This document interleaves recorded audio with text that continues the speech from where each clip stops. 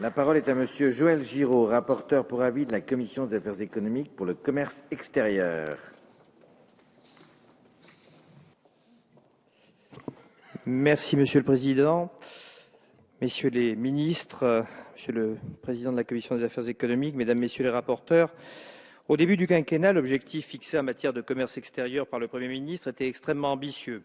Rien moins que le retour à l'équilibre en 2017 de nos échanges commerciaux hors énergie. Vu le déficit record que la France venait de connaître en 2011, 73 milliards d'euros, d'aucuns pouvaient même trouver utopique un tel objectif. Les chiffres de 2012, un déficit ramené à 67 milliards d'euros et plus encore ceux qu'affichera l'année 2013, 60 milliards d'euros environ, montrent que notre pays sur ce point est plutôt sur la bonne voie.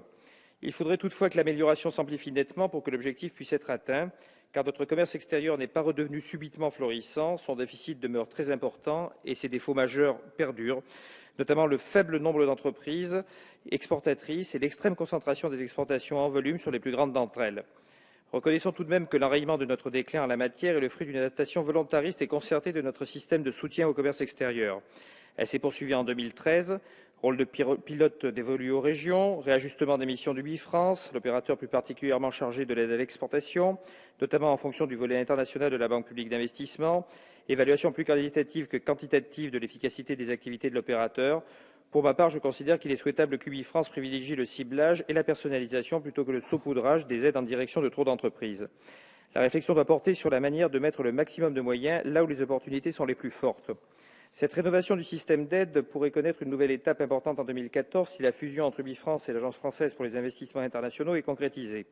Mais je ne vous cacherai pas mes réserves sur ce projet, notamment parce que les métiers de l'export et ceux de la promotion auprès des entreprises étrangères de l'attractivité du territoire français font appel à des compétences et une culture spécifiques. Fusionner les deux entités est, à mon avis, plus risqué que de mutualiser un certain nombre d'activités des deux agences qui me semblent là plutôt bénéfiques. De très nombreuses réformes ont déjà impacté ces dernières années le réseau international de Bercy. Une réforme de plus ne peut-elle pas être une réforme de trop? J'ai bien noté les arguments en faveur du rapprochement développé par Madame la Ministre en commission élargie, mais si rapprocher est nécessaire, fusionner l'est-il vraiment?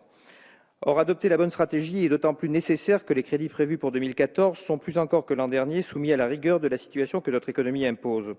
Les crédits du BIFrance et de l'AFI baissent en effet de 5% environ. Cette participation à l'effort budgétaire ne devrait pas trop affecter l'efficacité des activités de ces deux agences grâce au réajustement de leur organisation et de leurs actions ainsi que leur articulation avec les autres structures de soutien du commerce extérieur français. C'est pourquoi, en tant que rapporteur pour avis au nom de la Commission des affaires économiques, j'ai émis et confirme un avis favorable à l'adoption des crédits du commerce extérieur pour 2014. Je souhaiterais cependant attirer votre attention sur certains sujets. En premier lieu, les rapports entre les États-Unis et l'Europe et leur réciprocité suite aux révélations sur l'ampleur de l'espionnage nord-américain. J'ai bien noté la réponse de Mme Brick, indiquant que la Commission européenne n'a pas encore engagé les négociations sur le grand marché transatlantique et que les données personnelles n'ont jamais fait l'objet de négociations dans le cadre d'un accord de libre-échange. Je tiens cependant à ce que les discussions sur la protection des données progressent. Je note aussi que la France suit attentivement le projet de réforme et de règlement à ce sujet élaboré par Viviane Reding, mais il convient avant tout, comme la ministre l'a souligné, de s'assurer que les principes définis dans l'accord Safe Harbor entre les États-Unis et l'Europe sont effectivement respectés.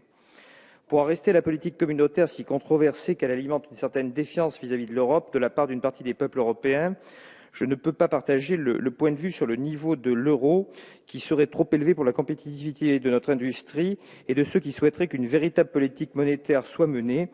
Je crois en effet que le niveau de l'euro est un élément parmi d'autres, pas moins mais pas plus non plus, et on peut s'interroger sur l'écart dans l'importance donnée à cette question, au niveau du diagnostic bien sûr, mais surtout, et c'est de loin le plus important, sur la politique qu'il conviendrait de mener pour la traiter, et j'appelle à plus de cohérence en la matière.